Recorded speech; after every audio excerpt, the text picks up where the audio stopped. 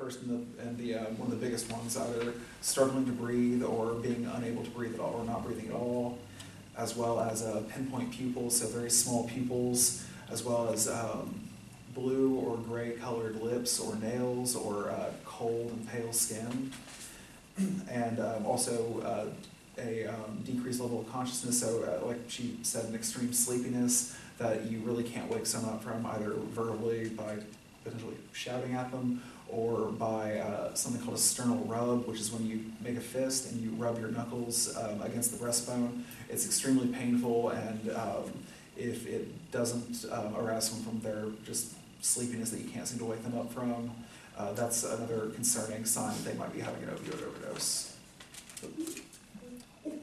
Crazy blackout. Hopefully this will come back on. It's okay if it doesn't. Yeah, it's all right. We can keep going. So what you do in the event of finding someone that has overdosed, first off is you'll need to call 911, and once EMS is on the way, you will want to go ahead and start giving rescue breaths. And how you give a rescue breath is first you'll want to roll the person onto their back, and you'll want to tilt their head backwards. And you'll also want to look into their mouth to make sure there's nothing obstructing their airway. And that could include something fairly common like gum or a toothpick, up to things that are more serious, that could be more serious to you, the person providing the rescue breaths, such as undissolved pills or fentanyl patches. And if there is you do find a fentanyl patch in someone's mouth, that can actually fentanyl can be absorbed through the skin. So if possible, you'd want to use gloves or really anything to prevent any kind of skin contact to the patch while you're taking it out of their mouth. Even your sleeve, you can pull your sleeve down over your hand and break it out. Exactly. And once you've made sure their airway is clear, you'll want to take one hand and plug their nose, and you'll begin giving breaths. Start with just one or two, and try to watch for their chest to rise. If their chest is rising, that means that air is getting into their lungs. However, if their chest isn't rising, or if it's more of their abdomen or their stomach kind of rising, that's a sign that air really isn't getting into their lungs like it needs to be. And if that's the case, what you'll want to do is you'll want to make sure that you are adequately plugging the nose with your other hand, and also to tilt the head a little bit further back just to make sure that their airway is as open as it can possibly be. And once you've started giving these rescue breaths, you'll want to give about one breath every 5 seconds. And after you've started giving rescue breaths, that's really when we start to get into when you should be administering Narcan. So you'll all be getting a box that looks like this, and in the box you will have 2 sprays. And what you'll do is there's a little tab on the back that you'll just be able to pull back and pull off to open. And then when you actually get the device out, it'll look a little bit like that. It'll look like this. And how you'll want to hold it is putting your pointer and your pointer and middle finger on the top, and put your thumb here at the bottom of the plunger. And to give the Narcan, you'll want to insert it into their nostril. And usually a good rule of thumb to tell if you're far enough into their nostril is when the tops of your fingers are touching the bottom of their nose. That's usually a good rule of thumb to tell that you're far enough in. And once it's in their nostril, you just give a nice firm push of the plunger to administer the dose. And after you've administered it, you'll want to continue to give rescue breaths. And over the next 2 to 3 minutes, you'll want to keep watching them as you're giving them breaths to see if they start breathing again or start becoming more responsive again. And if that's the case, I'll come back to that in a second. But if they aren't responsive after 2 or 3 minutes, you can go ahead and give the second dose following all the steps I had just gone over. But you want to give that one through the other nostril. And if someone does become responsive, what you'll want to do is if you'll go ahead and open your pamphlets, it's usually the best way to go about this. This woman laying on her side. So you'll want to position the person on their side, wrapping one of their legs behind the other to prevent them from rolling back over, and placing their head under one of their hands. And you'll want to continue to stay with them and watch them until EMS arrives. Also too, because depending on how long it takes EMS to get there, Narcan usually is active for about 30 to 45 minutes. So if it is taking longer for them to get there, and they start to show signs of overdose again, you may need to restart rescue breaths, and if you only used one of the 2 doses earlier, you can go ahead and use the 2nd dose at that time. But really the last few things I have here to go over with you all is just proper storage for your Narcan. So you'll want to keep it in a cool, dry, room temperature area, and you'll want to keep it protected from light. And really, ideally, you should just keep both of the sprays in the box until you're needing to use them. And if you look here at the bottom, you'll see an expiration date. And you'll want to go ahead and, as you see you're getting kind of close to your expiration date, you'll want to go ahead and replace it, which if we don't have an event like this here when it's getting close to expiring, you can always go to most pharmacies in Kentucky will have Narcan available, and often it's covered by insurance. But and you can always call ahead to, I know most of the larger chains, I believe it's every Kroger in Kentucky is able to dispense Narcan, so you could always so any Kroger would also be an option. But if there is the event that you aren't able to replace it before it expires, and you end up in a situation where you think someone's overdosing and you want to give the Narcan, it's still better to give expired Narcan than to give no Narcan at all. So you really can't keep it in your car because it gets too hot and it gets too cold. I know some people that keep it in their purse. Yeah. If they want to carry it around with them everywhere with them, that's always a good option.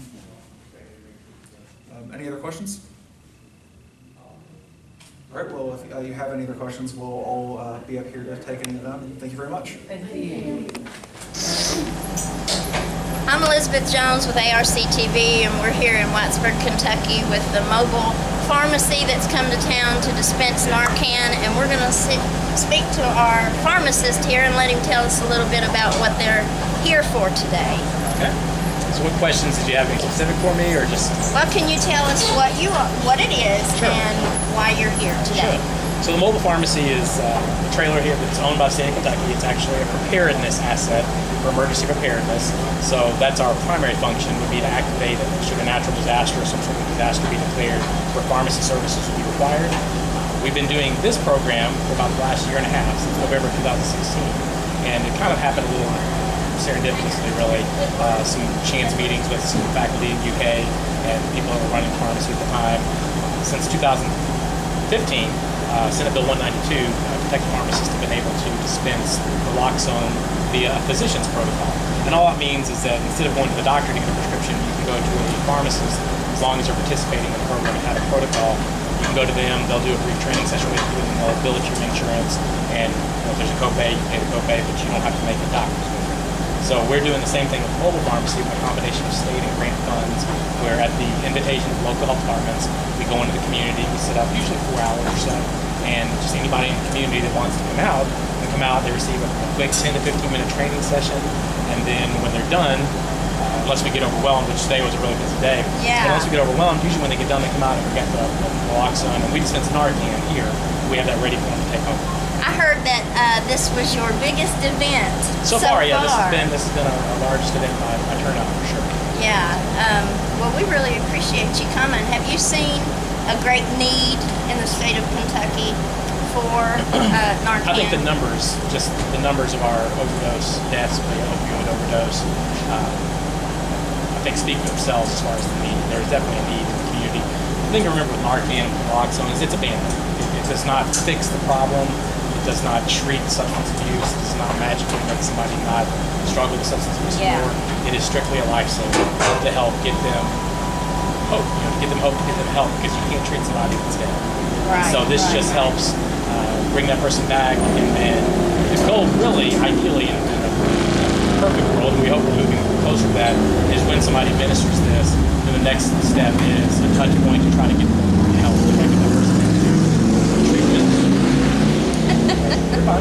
Try to get them into treatment, try to get them some sort of touch point where they see that there are other ways out. Right. Do you guys provide any kind of pamphlets for resources? So when everybody comes to our program, they're supposed to leave with a pamphlet that shows them, that goes over what we teach them. It's in written form so they know, what they're doing, should they need to reference back, what is an opioid, who's at risk for overdose, how do you prevent overdoses, what does it look like when somebody overdoses, how do you respond to that, and then some information on naloxone itself as a drug. We also give them out a pamphlet that's got two sides to it. One side is a website you can go to where you can find other pharmacies that participate where you can go and get naloxone, and the other side is just resources for suicide prevention, or just find. And one of them is a website that's new here in Kentucky. It's findhelpnow.ky.org. That's a website you can go to and you can put in your zip code, and then you can see all the resources in that community. If you're specifically looking for outpatient treatment, you can sort by that. If you're looking for an inpatient facility where you can go and 30-day programs, you can find out what's near you as an option, and it has all the contact information there as well. So we do provide that with people. This program is primarily just naloxone information. We're hoping in the months to come, years to come, because this isn't going anywhere. This is not going to be solved in a year or two. It'll be a long time coming. We're hoping to be able to offer a more comprehensive program where we actually have maybe a peer specialist that can get people in touch with treatment on site. How long is the grant for? So right now we're operating primarily out of state dollars that are allocated. We're starting to come into that just with our resources from naloxone. There's a lot of money that's starting to come into the state from federal programs. With the president declaring the opioid crisis a national crisis. So CDC and other groups are starting to put money into the state, and not just our state, but all the states that have a problem in this country. And so it's kind of a slow process. It's happening faster than they traditionally happen, but it's still a little bit of a slow process, and there's going to be some build-up time. So we're really hoping within the next 6 to 8 months to really have some new programs in place. A lot of it's just dependent on whether we get the money or not. We're optimistic we will get the money in the state. It's been somewhat of a successful program, though, hasn't it? From a sheer just numbers perspective, yeah. I mean, we're over 2,000 doses of Narcan, 2 doses we've given out last year. It's our 41st event. So just from a numbers perspective, it is. And we hear anecdotal stories of people being using Narcan they got from us to save somebody. We are hearing a little bit of that. We don't have a ton of numbers for that. We know that we've saved more than a couple people from the Narcan. Well, that's what I was going to ask you. Do you guys have some sort of a system where people can get back in touch with you and let you know if they've used their Not yet. That's something we've been trying to crack, to be honest. It's a little bit of a challenge to get people to respond back and to follow up. So we're trying to put some mechanisms in place for that, but we don't have everything yet. Yeah, you keep track of the people who come in and they go into through our the trainings. database. Yeah, I mean, they go in, because this is a pharmacy we treat, and everything goes out on the pharmacy. We're doing data entry as we go to pharmacies. So we have on site, a server that hosts the stuff, because it's on the internet, but we do have that information that we keep up with. So we do have that information, but we're not following up right now. It's a good thing to start doing. Oh, we want to. We want to. It's just been something that we've just not really figured out a satisfactory way to do so. Yeah. Well, I really appreciate you talking with us today, and I'm glad that this has been such a success. Yeah, we're glad to be here. And we really appreciate you coming. We're glad to be here. Thank you for being here. Thank It's you. nice to meet you. Nice meeting you. Hi, I'm Elizabeth Jones, and we're here at the Letcher County Health Department talking with Scott Lockard, and today we had the mobile pharmacy come to dispense Narcan. So we're going to let him tell us a little bit about what happened today, and go ahead. Okay. We're really excited here at the Kentucky River District Health Department, our Letcher County branch, to be part of the Narcan distribution. We had with the Department of Public Health and the Kentucky Pharmacists Association, and our partnership in this community with HEAL and Mountain Comp and all the other community partners, we hosted a Narcan event where we provided education on how to respond to opioid overdose, and then we distributed Narcan kits. We distributed 188 kits, which each kit contained 2 doses. We're real excited that this was actually the largest Narcan distribution event in the Commonwealth of Kentucky to date. So our community here turned out in great numbers here, great response, and so we were able to see a lot of people get the tools they need to save lives. So we're very excited about that. Did you anticipate this big of a turnout? We knew that there would be a big turnout, but we did not know. We actually, whenever the state got here and started setting up, I asked them how many units they had to distribute, and they told me 98, and I knew I had another 90 in stock at my health department of the district, and I immediately started making arrangements because I wanted to try to be as prepared. We did not want to turn anyone away. And so I think we actually had 1 or 2 people that left without a kit, but we'll get up with them and make sure that everybody gets Narcan here. So we will try to secure more grant funding and work with our partners and schedule an event in the future so we can do this again. The Letcher County has had a lot of trouble with opioid addiction.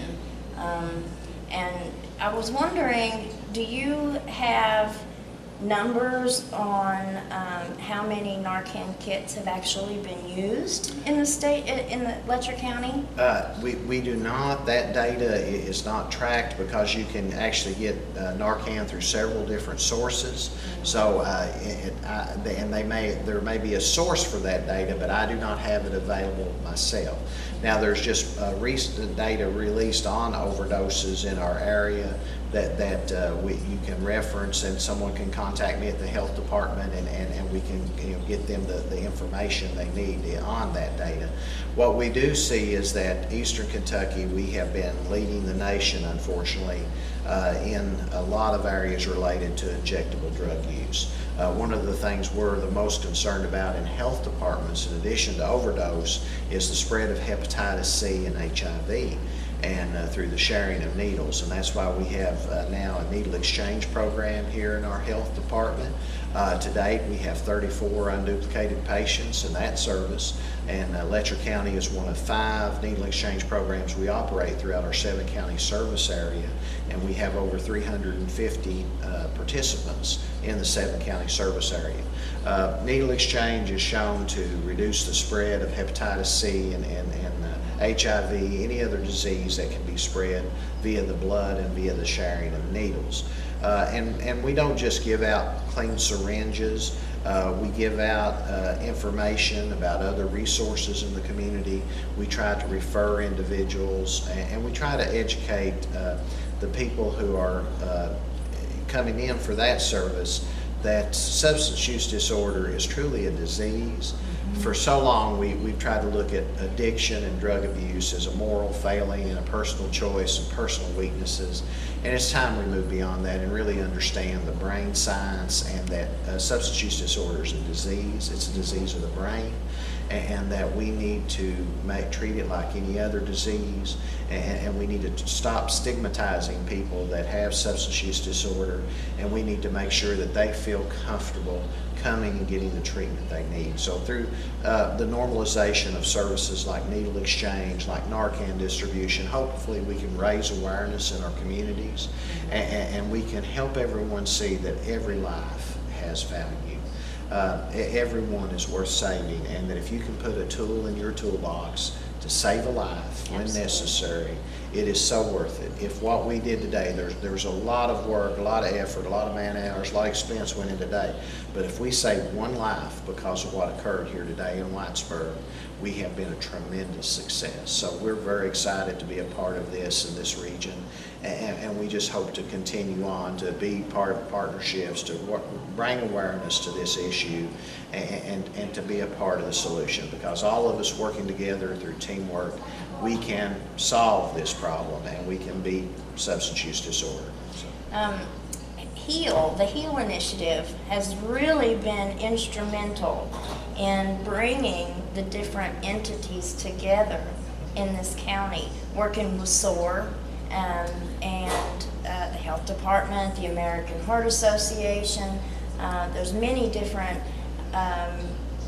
departments who have come together. Do you see a changing of that stigmatization since people have come together? I do, and I think anytime you want to change a problem, first you got to look internally and see, is anything you're doing contributing to the situation.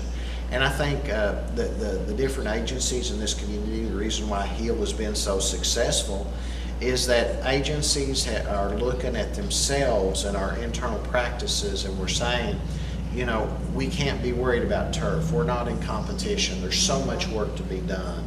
And how do we complement instead of compete? And I think that that's been a changing of attitudes, that if there is any silver lining to the substance use disorder epidemic, it is that it has helped to wake everyone up so they realize that we can't defeat this alone. We got to all work together. We've got to pool our resources. And so that's what I really like about HEAL. And having individuals who have shown strong leadership in this community and are more concerned about addressing issues, identifying the true underlying causes, and looking at creative ways to address that issue. And I think that's what HEAL has done. That consortium has brought together individuals. We're trying to remove the stigma. We're trying to make everyone aware that if you suffer from substance use disorder, it is a health care issue. Come to the health department, come to Mountain Comp, come to the mental health provider, come to ARH, KRCC, all of us working together. We're not going to judge anyone who is experiencing SUD. We're going to find out how we can best support them, how we can get them the treatment they need, and how we can work with them to improve their life. One of the biggest stigmas in substance use disorder and treatment is Suboxone. It has really gotten a bad reputation because of the abuse and because of a lack of education and a lack of understanding. One of the biggest accusations that I hear personally is, oh, it's just substituting for another drug, and it's not. And I just wonder, does the different agencies that are together, one of the things that we also see is that there is a very large population of the addicted population that are on Suboxone in this area. There's a very small percentage of people with substance abuse disorder who actually are able to go through recovery, an abstinent recovery, and in a lasting manner. They might do it for a little bit, but something always takes a hold of them, and relapse sets in. So we've seen a lot of people really treated well with Suboxone. And do you have any ideas or plans as the health department to try to lessen that stigma of Suboxone, of medically assisted treatment? I think in the health department, education is a key part of what we do in the community. And I think that there is definitely a need, as we see. We're getting ready to do a CHA and CHIP of the 8-county CRAD region, which the CHA stands for Community Health Assessment and CHIP Community Health Improvement Plan. And through the CHA and CHIP process, we want to engage members of the community. We want to engage stakeholders, individuals that are experiencing SUD, our agency partners. Anyone is welcome to attend. And we want to identify what is seen as the biggest issues facing the community, and then how do we address those. Will you bring up about the misinformation and the myths surrounding medically assisted treatment or medically assisted therapy? I suffer from hypertension, and no one judges me because I take a blood pressure pill every day. Absolutely. So we have to change the mindset that someone who suffers from substance use disorder, if they need to take a medicine every day, then that is part of their treatment regimen. Now, I think what gives Suboxone and medically assisted treatment a bad rap is that we've seen some people abuse that. We've seen some unscrupulous providers who have set up clinics that take cash only, and to me that is the most shameful of the shameful, to take advantage of sick individuals and to profit off of that in the way that has been done. Now, we've seen some very ethical people also that have run clinics. But I think that in this area, that the medical providers, Mountain Comp, they're taking a very novel approach in that as they train in the primary care providers to just integrate MAT as part of their regimen. I can see my primary care provider for my hypertension. She treats that. So if a person has substance use disorder, if their primary care provider is trained, they know how to prescribe, they've got the waiver, they can go ahead and prescribe that, and it is part of a treatment regimen.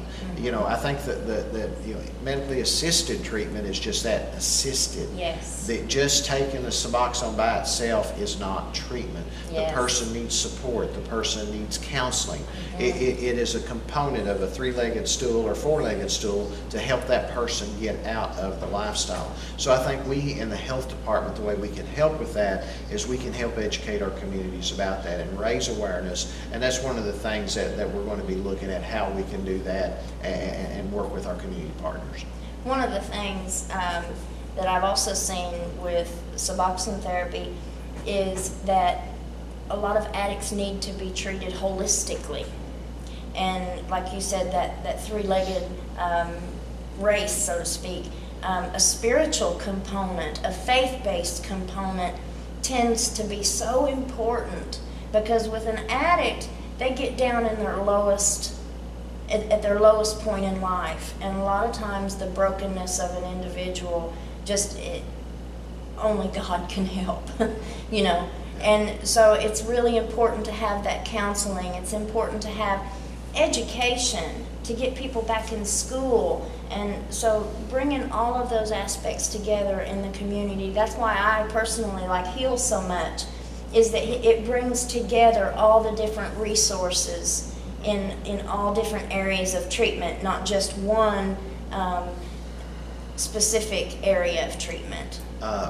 Most individuals will tell you that my experience has been, that I've had the opportunity to converse with, that the reason they have substance use disorder, that there's something there that has triggered this, there's something missing, and that faith-based component for a lot of individuals and people of faith will often tell you that you're constantly looking for something else until you find that personal relationship with your Savior, that it is not, you're never going to be able to fill that spiritual gap in your life. And so I think that's why faith-based treatment is so effective for so many individuals, and we greatly appreciate our faith-based partners and those that are going that route. For those that choose a more secular route, we also try to work and look at what are the options there. But public health, we really look at the data, and for so many, faith-based treatment is important. But we really want to work with individuals where they're at, support them to get what they need and access what they need, and it's just.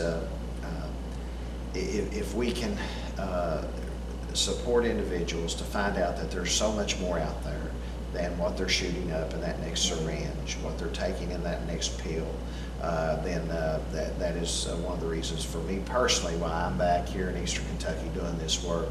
Is I love the mountains, I love the people, and I'm just glad to be a part of a solution. Mental health is also a big part of addiction. One of the things that I learned in school is you don't have addiction without mental health issues. And whether that be depression, anxiety, bipolar disorder, ADHD, regardless of what it is, there is some form of mental illness there. And a lot of the myths, so to speak, point to mental health is taboo. Nobody wants to talk about it. Nobody wants to bring it up. And you want to push it under the rug and not address it. And with treatment for mental health, there's lots of antidepressants, there's medically assisted treatments for that mental health, but when you combine the mental health aspect with the addiction aspect, that brings a whole different monster. It creates a whole another problem that just antidepressants alone does not treat. What we have, I do a lot of work in early childhood development, and through the health departments we have our HANDS program that tries to provide positive parenting experiences, building competencies in parents through positive parent-child interaction. what we see is the literature supports that adverse childhood experiences, children that experience traumas growing up, abuse, neglect, they are much more likely to suffer from substance use disorder later in life. We see individuals with untreated mental health issues often try to self-medicate, and that leads to addiction. Individuals that smoke oftentimes, they're trying to self-medicate with nicotine. So what we have learned in public health is that you have to treat the underlying issue, what led this person to substance use disorder to begin with, and you can't just treat the symptoms without treating the true underlying cause. So you're so correct there. There's so many mental health issues, and we live in one of the most beautiful areas of the nation, but also too it's an area where our mountains are beautiful, but sometimes they isolate us. And sometimes, the individuals that don't get their needs met through social interaction with others or other opportunities that they have, they may go down one of these other roads through self-medicating for depression, self-medicating for anxiety, having these untreated traumas in their childhood, and they're trying to treat that through alcohol, through drugs, whatever.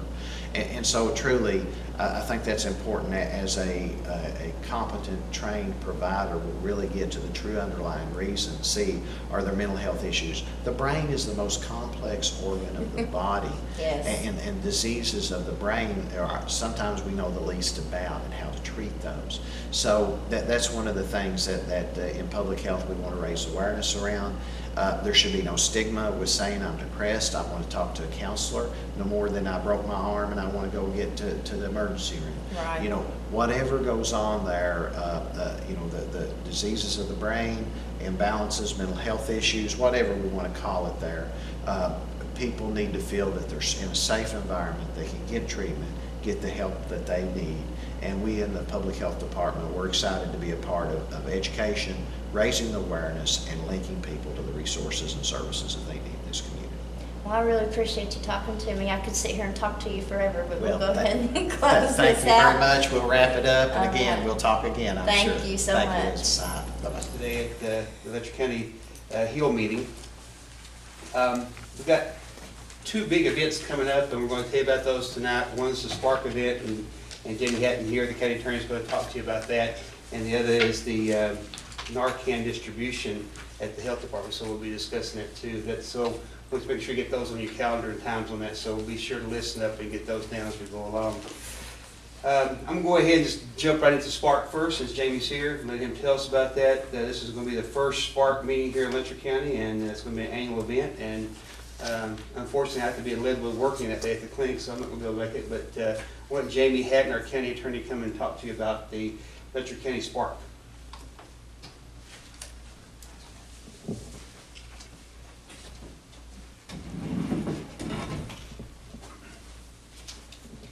It's always weird holding the microphone. I don't know why. Yeah, this Saturday at 1 o'clock, we're having our, it's the annual Letcher County Recovery Rally. It's we learned it through the Spark program through Janelle, who's in Powell County.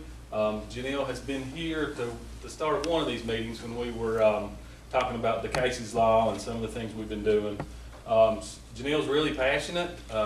She's got a great story to share. She talked about all the great work that she had done in Powell County and is kind of trying to spread that message throughout Kentucky. And she started talking to us last time we were here about we need to have a rally. You need to have a rally. You need to get everybody together and rally around this. So she convinced us to do that. So I put two of my secretaries on it, and they have been killing it. This should be a great event.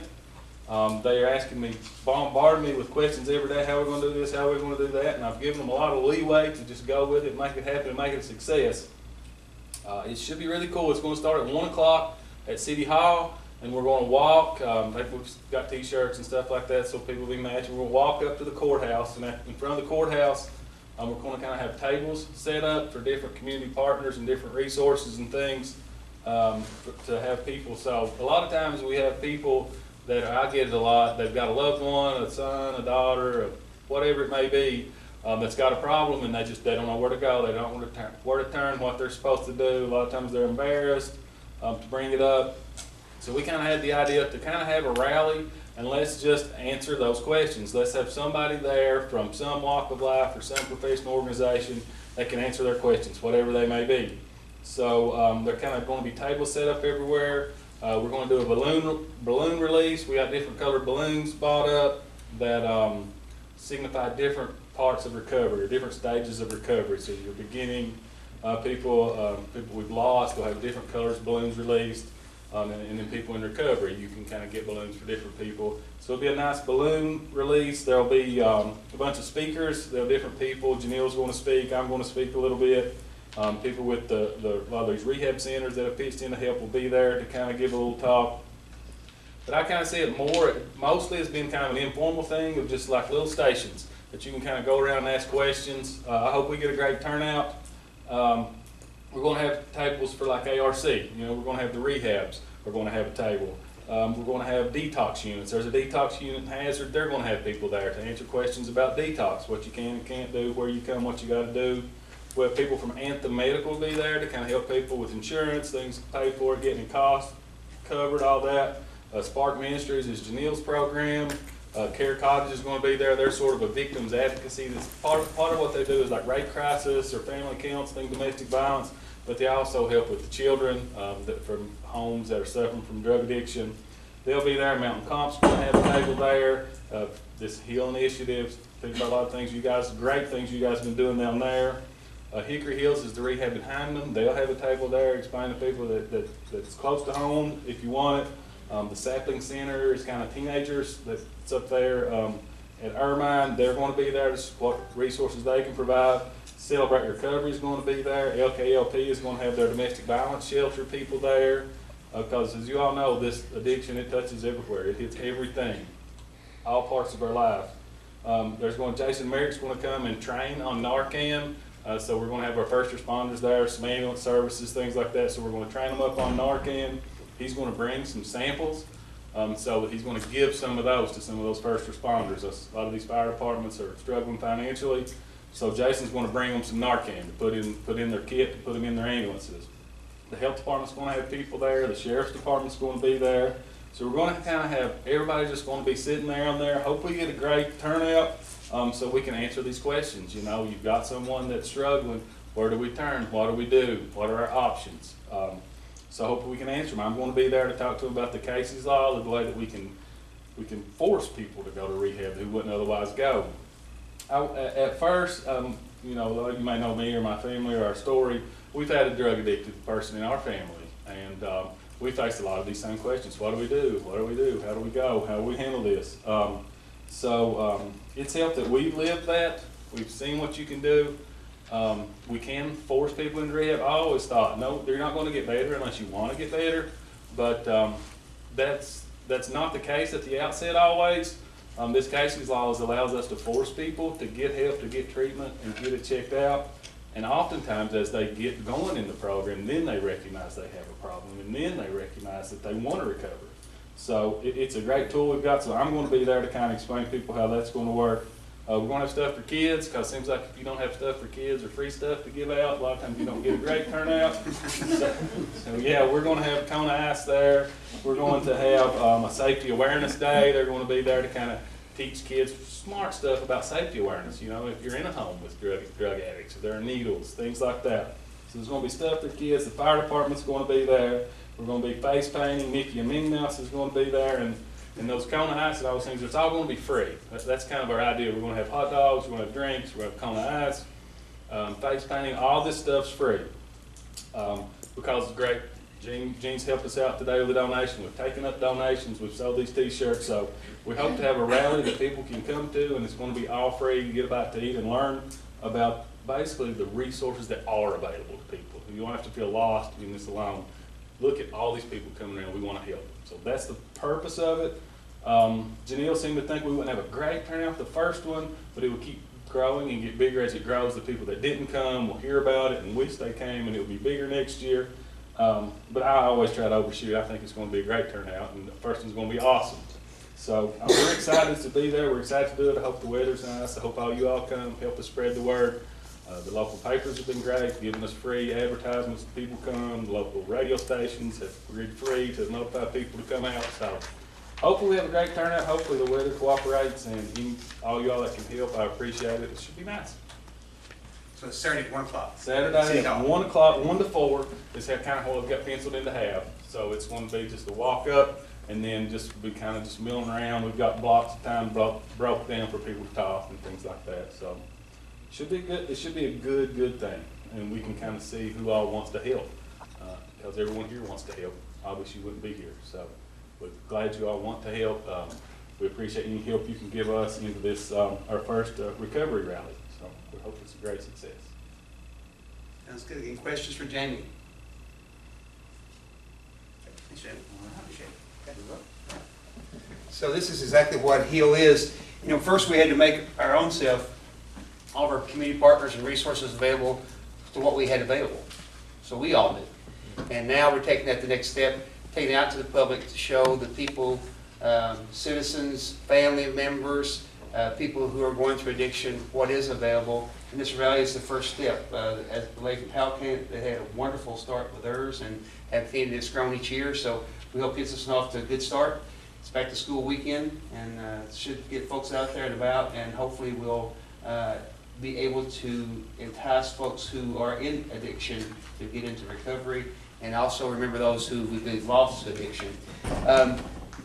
Our HEAL initiative is really working well. Of course, we have expanded now into Harlan County, Prairie County, and Alza County. Those counties are meeting monthly and continue to do the work. And again, the work is to make aware our partners to help us to deal with this, because it takes multiple groups to organize together to get this taken care of. And we've really come a long way. We've got several partners here tonight. Several we usually have a bigger crowd, but I know summertime is a hard time, and that will pick up as we get back into the fall. But I can tell you this, we've seen a tremendous decrease in overdoses in our county. I was on call this weekend. I can't remember a weekend last year where we didn't get at least 2 or 3 overdoses, and we had none this weekend. So we're seeing weekends without overdoses. We're seeing weeks without overdoses. So we've seen a definite decline in overdoses in the community.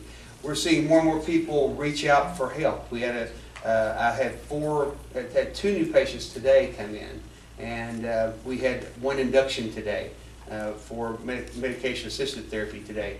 So we're seeing people interested in getting treated and treated locally. We were making numerous referrals to ARC. We've got several community addicted patients who are in ARC right now. We have a couple who are down at Hickory Hill.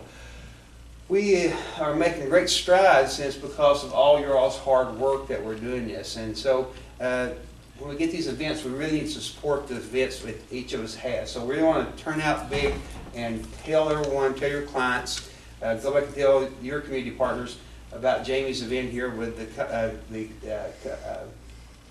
county attorney's office and city attorney too, right? You both those.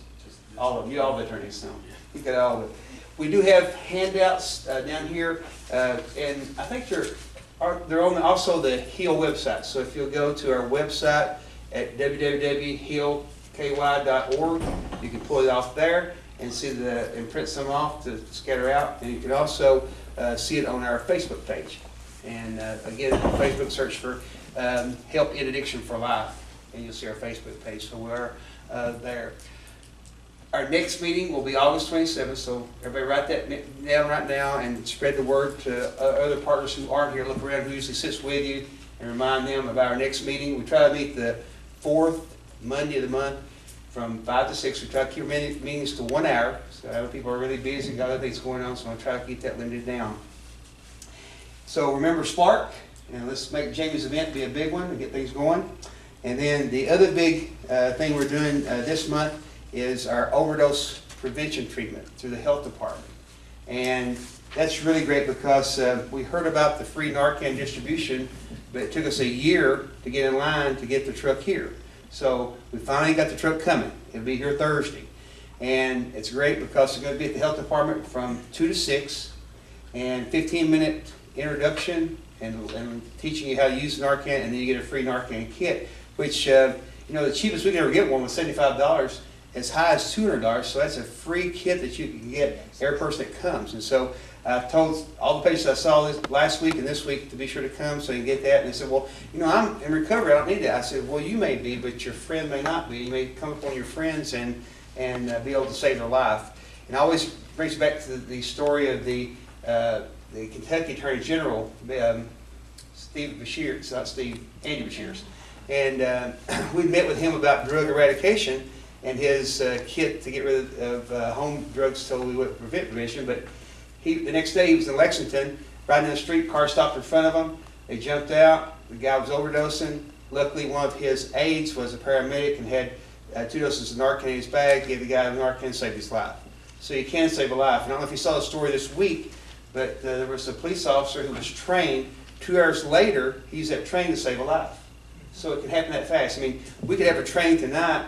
You might leave here tonight and save a life on the way home because you never know when you're going to run into it. So it's important. We did, in the last year, get Narcan in the possession of all of our first responders. We've got at least 1 dose and a backup dose. We want to improve that, and Jamie's going to help with that this week with his, and then the health department can too. So be sure to get the word out 2 to 6.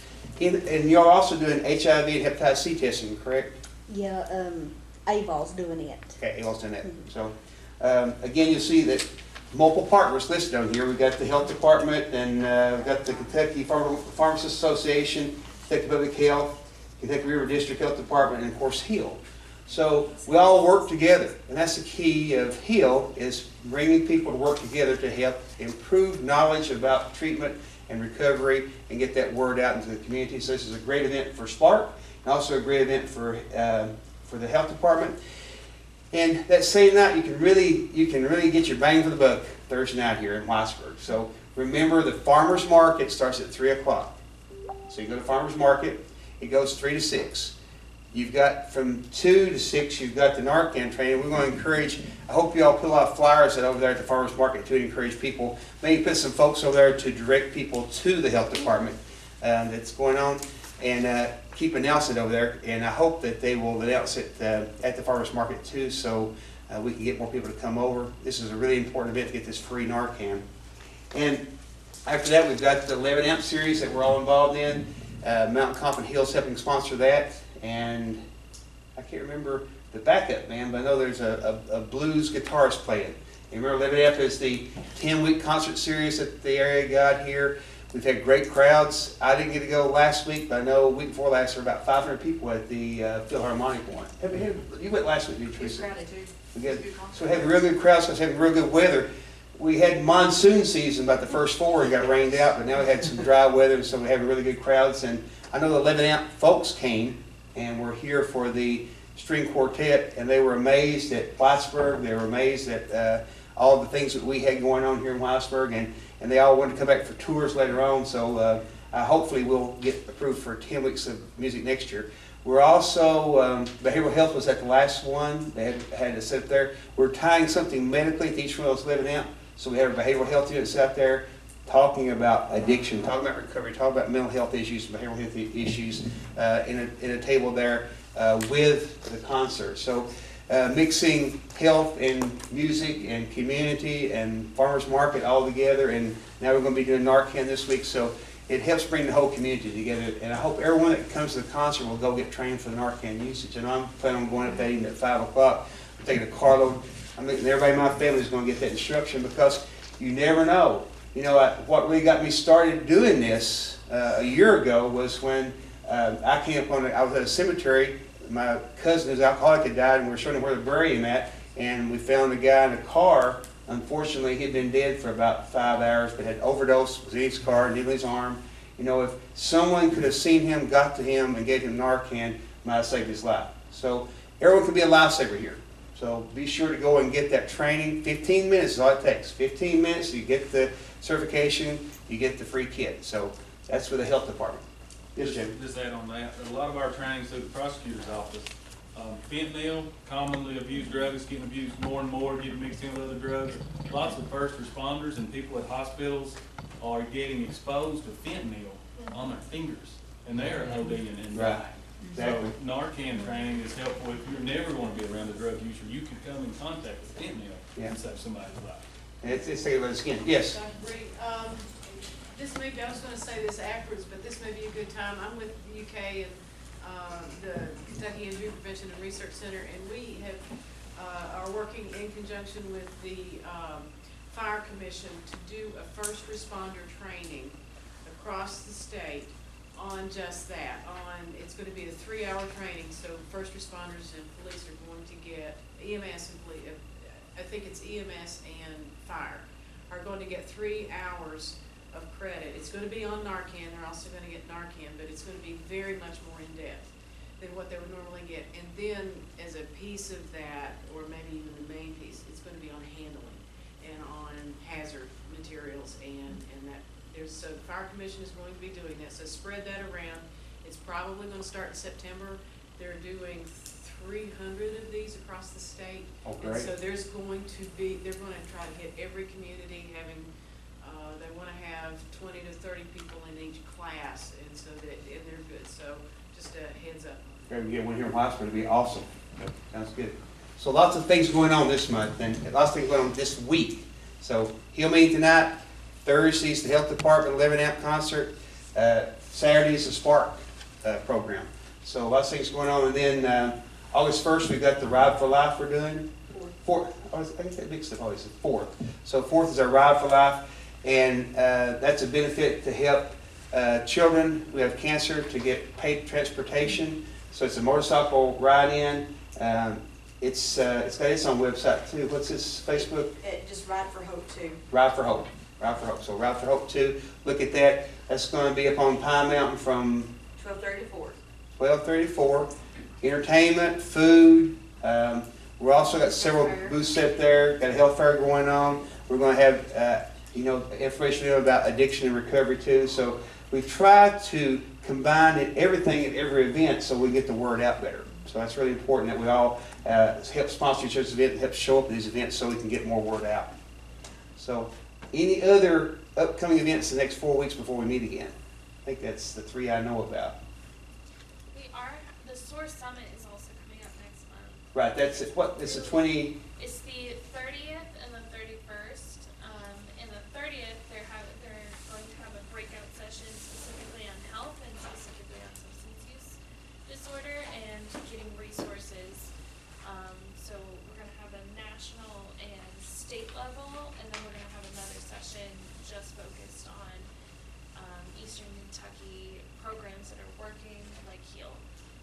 That's impactful. And that's going to be in Pikeville, and it's August the 30th, 31st.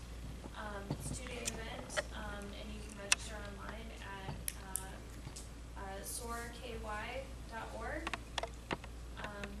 Yeah. Okay, great. So SOAR Summit coming up. I went to it last year. Actually, that's where I met Megan and Jenna at last year. I ran into them, and it's amazing where you run into people to learn about the things we're doing right now. You just get out there and about. The first place I ran into it was at a play at Jenny Wiley. Actually, I was at a play today at Jenny Wiley and ran into more folks over there.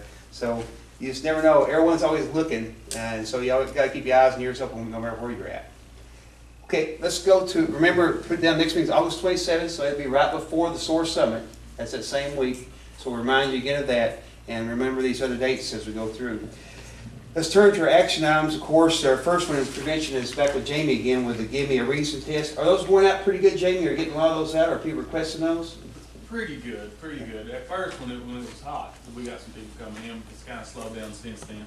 I think with school starting back, we're going to push that as an initiative in our school-based clinics and working on that. Yes, ma'am.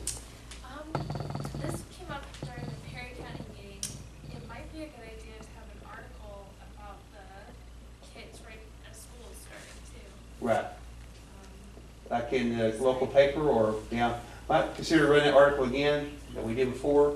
And then at the school, does the school have newspapers now, or they don't have that anymore? No, used to it.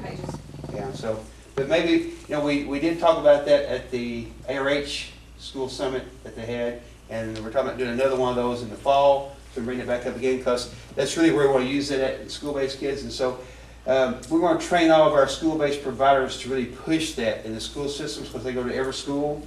And of course, Laura Cook is the one up at Letcherson. She's there every day. So we have Laura pushing that too up at the high school. So we're going to make sure that the Give Me a Reason kits are really used more and more. Those are really helpful on both the parental and the child support system. On education, of course, our weekly Mountain Eagle articles, we will make sure you use those. You can get those to Mahala and she can get those lined up in Gish with the editor's been good about putting those in, seen a lot of articles, and I know they've been giving Spark advertisement too. I've seen that, and also seen the advertisement for the health department's needle exchange and for the upcoming Narcan distribution. So I guess you all have an article probably in that, and I know I've heard on the radio station too, and it's all over Facebook. So really on those days that y'all hit, you really all blitz Facebook that morning, because a lot of people make decisions when to go that day. That's I'm kind of spur of the moment to remind them. I think people forget. Matt, I think, who has not been on a tour of Addiction Recovery Center here? Okay, you can talk to Matt Brown here with Addiction Recovery. He can set that up for you. There's no better place to go to see recovery in action than go to a residential place to see what they're doing at ARC. So I encourage everybody to do that. So Matt can help you with that. Resource guides we've got copies for you down here. This is for Letcher County. We've got copies for every county. So at the different meetings in Prairie, Owsley, and Harlan County, we have those available. Be sure to pick these up. We give them to all of our new patients that come in for medication-assisted treatment, and it's really helpful. I know our also tonight at 6:30, our AA and Al-Anon meeting is at ISOM. Those folks can't be here because they're running that meeting tonight.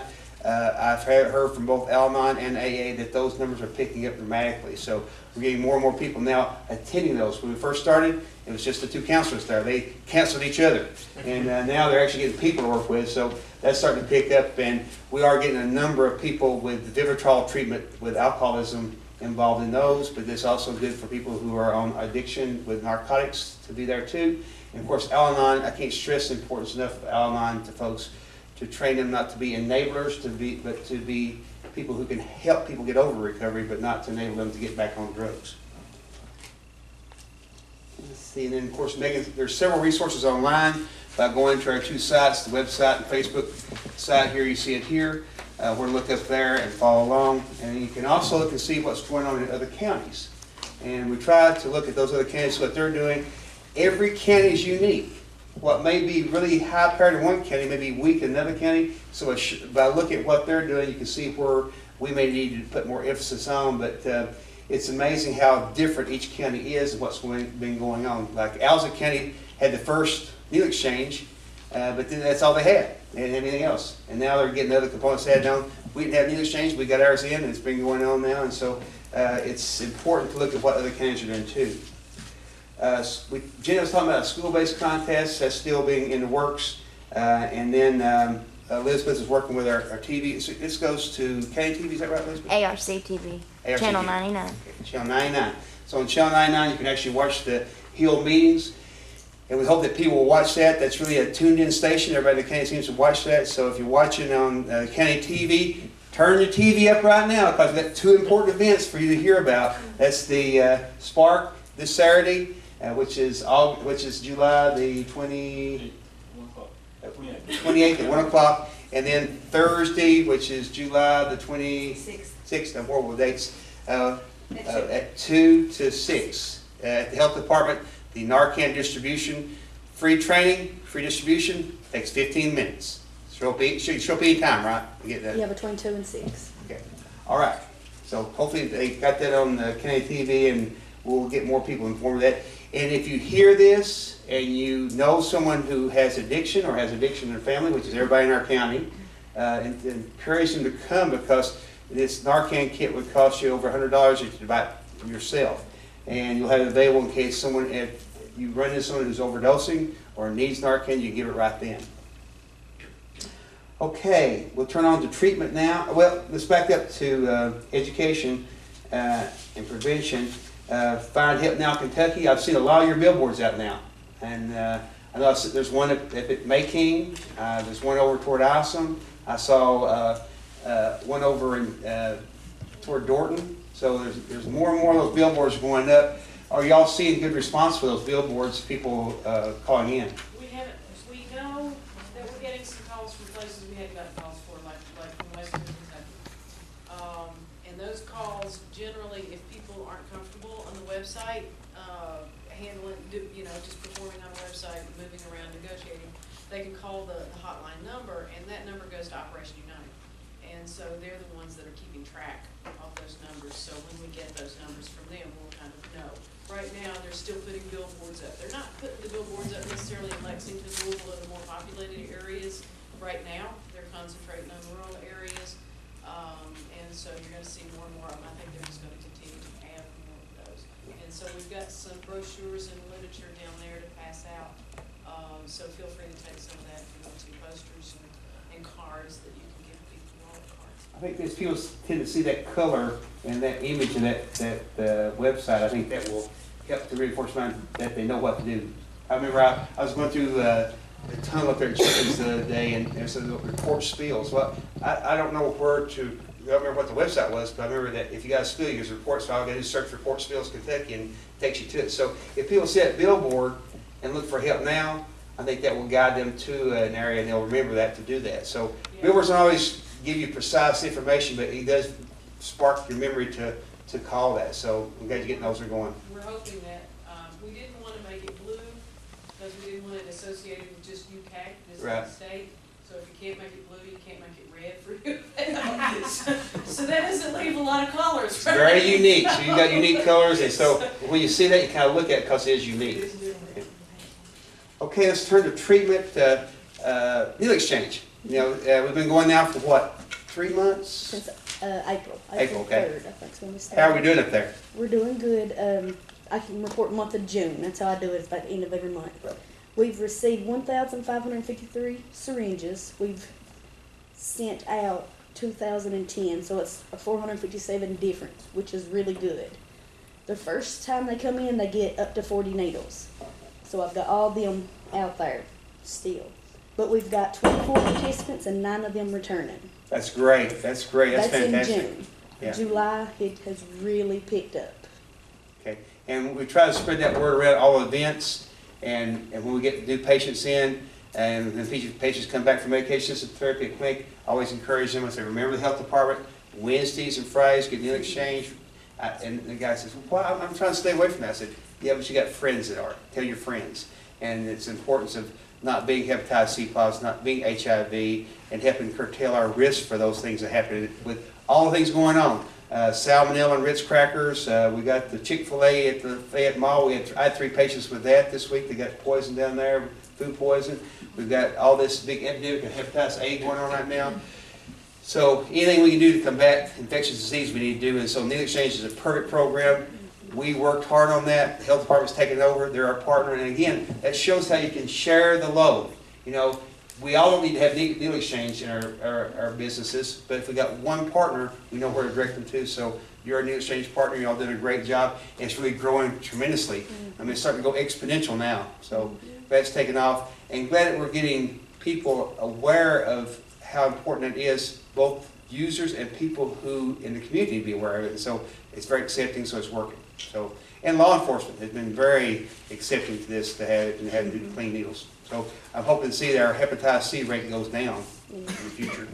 And we don't have an HIV hotspot either. That'd be important too. Okay, peer support specialist. We've got her here with us. I know you're working with all the needle exchanges. Yeah, and tell us, do you see when people come, I know when they first come they're probably skittish and want to get that needle, get out of there, but are they staying and getting more information about recovery and about more information about how to get off drugs? Yeah, it seems like they have to come a few times before they'll come and talk to me because they, I guess, I don't know why, but they're just a little scared at first. Right. But there are more people, especially in Owsley County for some reason, I don't know why, but it's just like they all, for Been some going reason, longer. that county is Yeah. just, yeah. Word's out better. As word gets out better here, I think that will happen too. But Now Perry County has picked up a lot because they have like 100 participants now. that's great. That's come a long way too. So Yeah. the key is having that going, having it open and real, and making them aware it's not a legal thing. They're not going to be entrapped by police, and they can come there and they get all this information. And a great time for us to share information about in residential recovery, about peer support, about other needle exchanges in other areas, about the Spark program, all that at the same time. So, and they've got you going every all over the whole area here doing that right now. And then a peer support person was hired by KRCC. So we have, and then we're looking for an additional peer support person to help us with numbers in our actually medication assisted treatment programs. And so, Matt and Mike Call are working on getting that person picked out when you want. KRCC is still hiring the one from my office. As far as I know, they've not filled it yet. That's another one that's open. Oh, so you got one for drug court that's open too? Yeah, that's for the grant there. But the caveat with that is where they have to transport a lot of clients is the driving record has to be clean for 7 years, I believe. No DUIs in the past 7 years. So that's the problem I think they've been running into with it lately. That's tough. I've got so many speed things. They live at me in that program, so I'll be out. It's a tough one to get.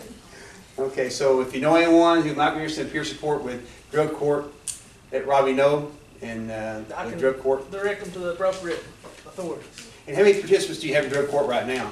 Right now, counting active and suspended, we're close to 40. 40. Okay, great. So, and we've had several of those come down for Vivitrol treatment, because I know they're not allowed to do Suboxone in drug court, but they can do Vivitrol. And so we had one actually this weekend came and got started. So he was interested. So multiple things we offer too. So if you get into drug court and you can't qualify for Suboxone, but you can do Vivitrol, and you can get in drug court. So lots of options out there we make available to the patients. And so we usually, when they come to our clinic, we run through our behavioral health program and then our substance use program, and then out to the clinic and then into that. Okay, the inpatient detox, we're still doing that at ARH. We have 4 providers that are working with that with us at ARH. ER is also working with it. We got approved through ARH now. It's a corporate policy. The policy we set up here works for all ARHs now for inpatient detox, and also the guidelines. So we're kind of the pilot program and benchmark to get that going at Whitesburg, and that's spread to all the other ARHs. We're also working with ARH to create a training program so nurses in the ER, nurses in the hospital can do the CAL score, and basically the CAL score give the medications for inpatient detox. So the nurses are getting more comfortable with it. The pharmacists are getting more comfortable with it. When we first started, the nurses were afraid to do the CAL score. The pharmacists were afraid to prescribe the Suboxone, so we had lots of issues. We've erased all those fears away, got adequate training, and we're actually working, Simon's working to create a training program that will be videotaped, and it can be used for training at other facilities. So she's working on that with ARH right now. And I think that's all. We've got several things we're doing with ARH in the detox We're program. working with the neonatal stuff too. Right, and trying to get neonatal, things started yeah. up with the pig in school. How many, actually, so a good time, why don't you come give us an update on our numbers, so we can see where we're at with neonatal. Of course, in Letcher County, we have inpatient detox at Whitesburg Hospital. We have addiction recovery, both with KRCC and with ARC. We are doing medication-assisted therapy with buprenorphine and Vivitrol at the Whitesburg Clinic. And we have, how many providers we got doing that now? We have 7 Well, active. you got all your numbers, so I'm getting your numbers. Go ahead and give them all. Your numbers are always better than mine, so you. I embellish make mine. us sound better. I embellish mine. So basically right now, throughout all of MCHC's provider areas, we've got 7 providers that are actively prescribing, but we have 12 waivered physicians. It's just a matter of getting everything in line and getting all the counseling stuff set up, and all the paperwork set up. Really, I'm very excited about saying that, you know, it's been since February we started seeing substance use patients in the regular clinic with physical health and with this whole primary care idea that we weren't sure if it was going to work, and it has been a struggle for every department and every position that you have there, from the counselors to the providers to the nursing staff to check-ins. It's been a huge undertaking. But I can stand here today and say that we are actively serving 126 substance use disorder patients. That is amazing. 82 of those are in our Suboxone program. We have 18 that are pregnant and in the NAP program, and then we have 26 Vivitrol patients that we're providing all of the services to, as well as helping them with their health stuff, making sure they're connected to all of these resources that we have. If they slip, you know, we make it very clear, like, we do not expect perfection. That is a big thing that we have to state. We understand that you can't absolutely get it perfect the first time you hit out. So we want you to come to us. We create as strong of a relapse prevention plan as we can. We want you to come to us. If something happens and you don't get to us, do not be afraid to come to us and tell us what's going on. We can step back. We can send you up to rehab. and step up. That's where our relationship with ARC comes in very strong, is we contact them, we make sure that they know what's going on. Sometimes when we get ready to try tapers, which we have had 26% that's actually followed through with going with their tapers after 3 months on a stabilized dose, we get to the point to where maybe things are just a little bit rough. And I know most of you in here, I'm not speaking to a crowd that doesn't know this part, but there's co-occurring disorders with mental health, and that's a huge piece. And so we're fortunate enough to be able to have a psych nurse practitioner on site that can telehealth in if it's not at the Whitesburg Clinic, or work with us at the Whitesburg Clinic, that is able to identify what is going on with the mental health side of it and start treating that piece so that they can be stabilized in all aspects of treatment and be able to handle a taper better. As far as our NAP program, basically the big numbers is since inception in June, we've actually had delivered 90 babies, and 96% of those have remained in home care. Like 4% have went into out-of-home care. That is huge, huge, because it's so difficult to be able to prove that someone is working a program and doing what they need to do. And so our out-of-home care systems are so flooded the way that it is, for us to be able as a community to work together and contribute to reducing that out-of-home care number is amazing. And these babies are able to get the treatment that they need with their moms. They're able to stay at home. Mom is getting treatment on how to be a better mom, how to get sober, how to manage things while they have the support. The support of this whole program is what is so amazing, because you've got providers that are willing to see them for postpartum depression, preeclampsia, even the high blood pressure that remains after they deliver, their mental health stuff, the postpartum depression that hits, 2-3 months later when nobody's looking for it anymore. They get so much support that we've been able to make a huge impact in our community for that. And we have patients for that program that come from Perry County. We've got across the mountain in Harlan. We've got here in Letcher County. We've got Knott County. Like, that's not just isolated to us. That is pretty much the entire region that NCHC serves.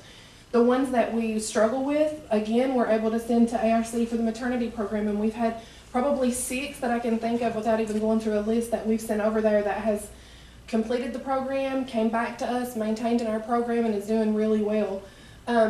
We're hoping to be able to spread out to additional clinics with getting our training. Everyone's getting under my license for the substance abuse stuff, so I'm going to be able to provide some of that training and some of that supervision, so we'll be able to spread out to the other. Like Owsley County has got a prescriber, we just need to get the counselor trained there, and so it's growing, and I think you can move up to 100 next month. September's 9th. September, okay. So maybe I can have somebody hired to help me by then, because my behavioral health team, we're all maxed out. We're struggling. So that's also, like, if you know LCSWs, you know LPCCs, you know LCADCs that's looking in this area, like we are probably going to be posting positions soon. Because, it's something that we're very happy and we're very proud of the work that we're doing every day, because it is just a glowing dynamic of how a community comes together. The education of the staff, the education of the community, even education to our patients on interactions of drugs and things have been overwhelming, and so we are super pleased with what's been going on with us. So that's about everything I've got. Sounds great. Sounds great.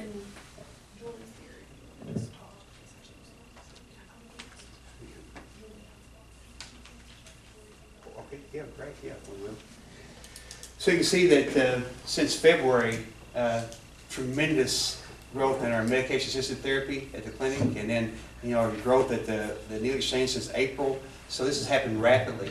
When we first mentioned this to our clinic staff back a year ago, half of them were going to quit because they said they didn't want anything to do with those people.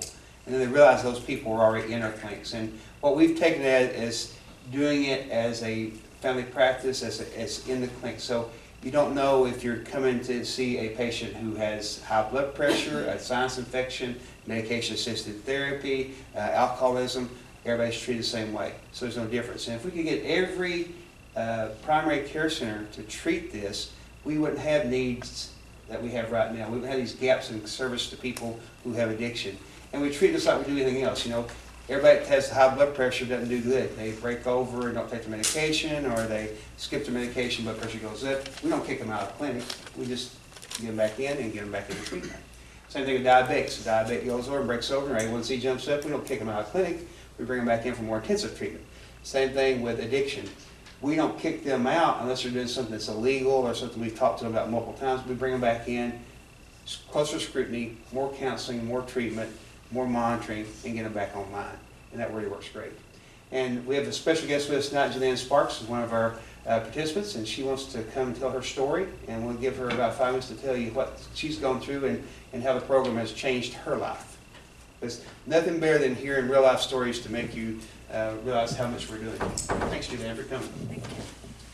Okay, so I'm Julianne. I'm 24 years old. I've suffered with addiction for 10 years. 10 years steady, non-stop. I have 3 children. I have a 6-year-old, a 2-year-old, and a newborn. And I never thought about getting clean or going through recovery programs. I just was like, never would I. That's not me. And then I got pregnant with my most recent child. I had lost custody to my 2 children. And I came across Sanja, and she got me in the program. I came to her when I was 13 weeks pregnant. At that time, I had just been put in jail on my way to prison. I had got 5 possession charges, manufacturing and delivering in the state of Michigan. And I knew I had to do something. So I got in this program, and 13 weeks pregnant, I got clean. August 15th will actually make my year clean. My baby was born on April the 13th. From that point, the baby was clean. We got to go home together. I have the baby at home now. The program helped me get custody of my 2 other children. I've not had custody of them for 6 years. So that was a big blessing. Support. I've not had support like I have now from this program. I mean, it could be anything. I could message Sanja at 3 in the morning with the baby's crying and I don't know what to do. And there's just, I found a friend in everybody that has helped me this far. And Baker and Sanja and Vans helped me maintain now. So it's a great program, and I really advise a lot of people to go through it. I have friends, I wouldn't so much call them friends, acquaintances that are still using, and if I could do anything, I would suggest this program, because I've in 10 years never tried to get clean. I've been to programs, I went there and snuck out or left the hospitals when I wasn't supposed to. And this is the only program that's actually been it for me. It's helped me in more ways than one. Julianne, tell what your plans are for the future now. Okay. Now I am in getting my GED, and I plan on trying to get my code, like a peer support license. And then after I get my GED, I wanna further myself into the recovery program. I wanna help others, because I've been through just about any drug use. So that's something I would love to do, is help other people, because I know how it feels to, not feel like there's nobody there for you. And I've been to where you're scared to talk to someone. You don't want to sit and, I personally, I don't want to sit and talk to someone who has no clue what I'm talking about. I want to, talk to someone who's been like, hey, I've been there, I've done that, get better, do better. So that's what I have planned. Very encouraging. That's the type of non-judgmental treatment, and it doesn't matter if you've tried 1 time or 2 times or 20 times or 30 times. Julianne had moved all the way from Michigan, and she said the biggest thing is that never go to Michigan. So she's never going back to Michigan because she could never escape.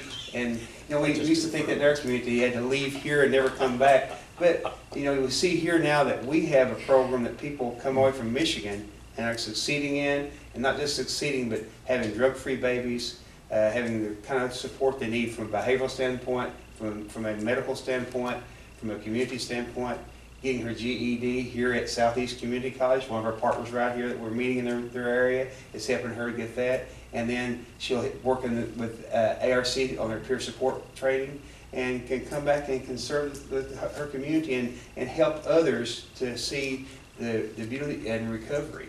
And she's got 3 beautiful kids.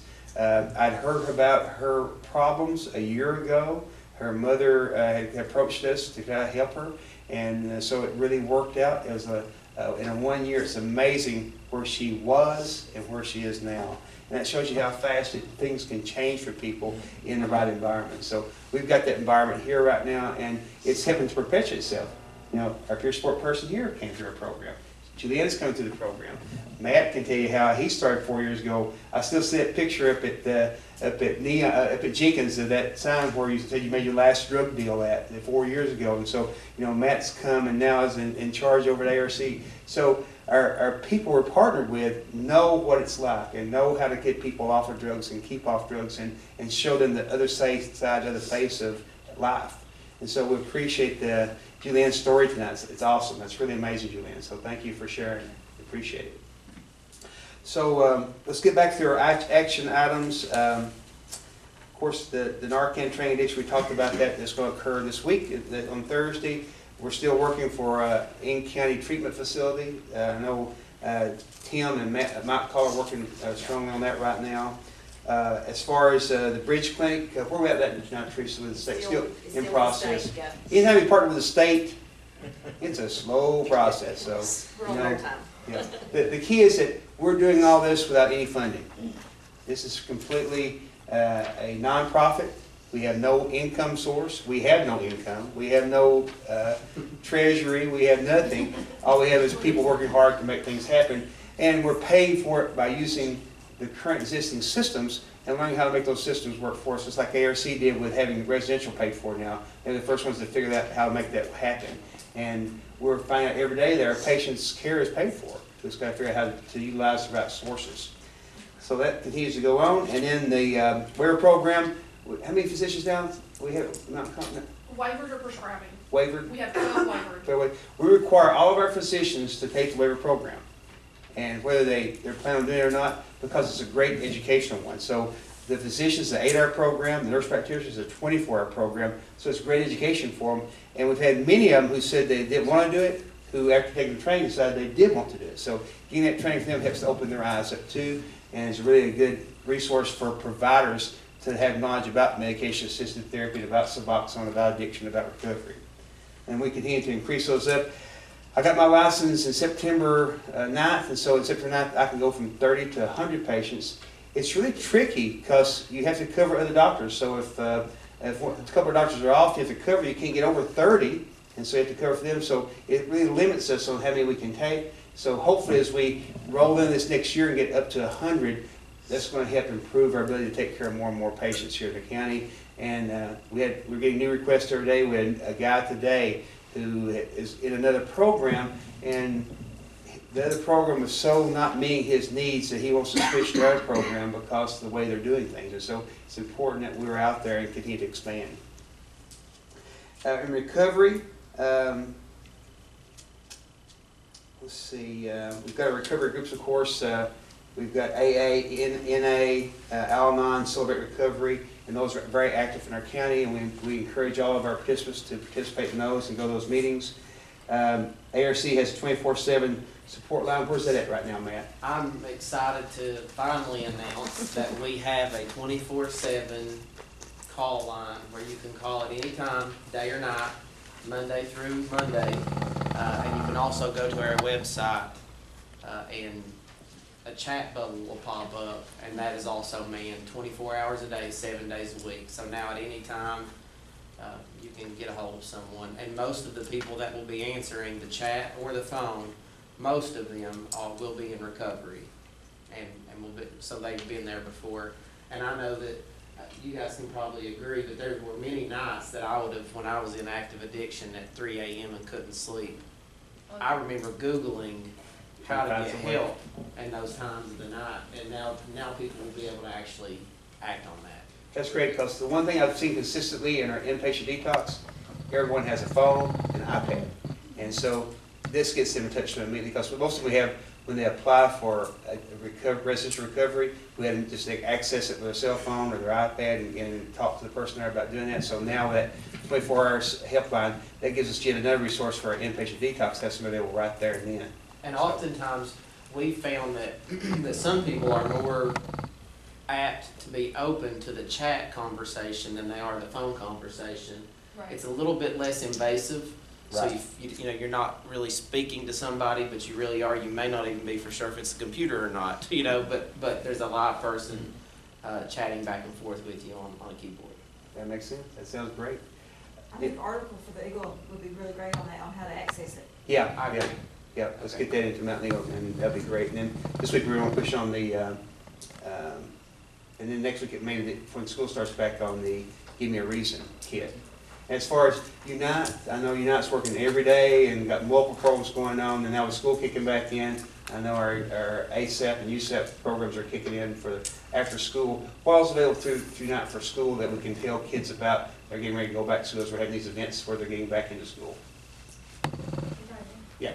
I'm actually with Congressman Rogers' office. I'm Oh, still okay, there, but, okay. I thought you were with you. So you're just here for just here representing Congress. Unite has several programs. ASAP and USAP here in the county are active, and they have after-school programs. They have family programs. They meet the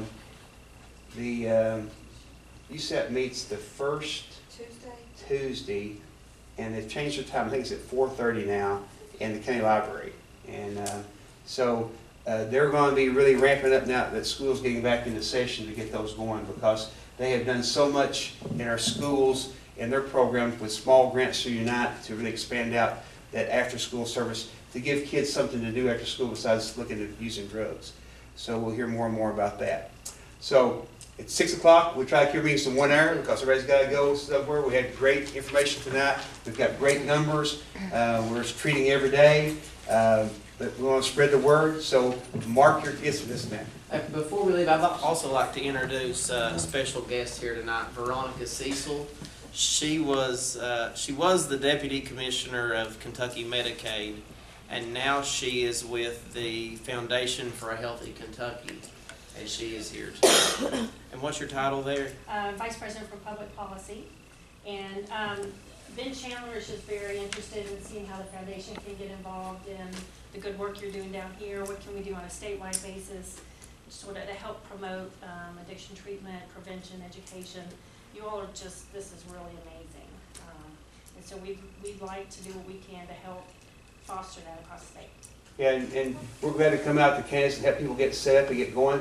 Every county has the potential to do this because the same resources are available here in Letcher County are available in every county. It's just a matter of coordinating that effort around and getting everyone in the community to buy in, judges, attorneys, county attorneys, physicians, nurse practitioners, nurses, counselors, administration. It's just getting everyone to look because we all know we have a problem.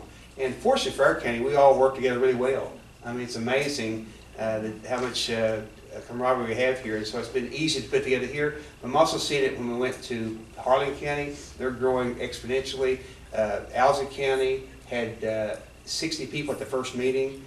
Prairie County's continued to expand on theirs, and so it's available, and just a matter of linking everybody up so everybody can help share the workload. Because if we tried to do it all ourselves, we'd had a hard time to do that. But with partners like ARC and the health department and the judicial system, you know, sharing the load really takes the effort off because it's easy to run it that way.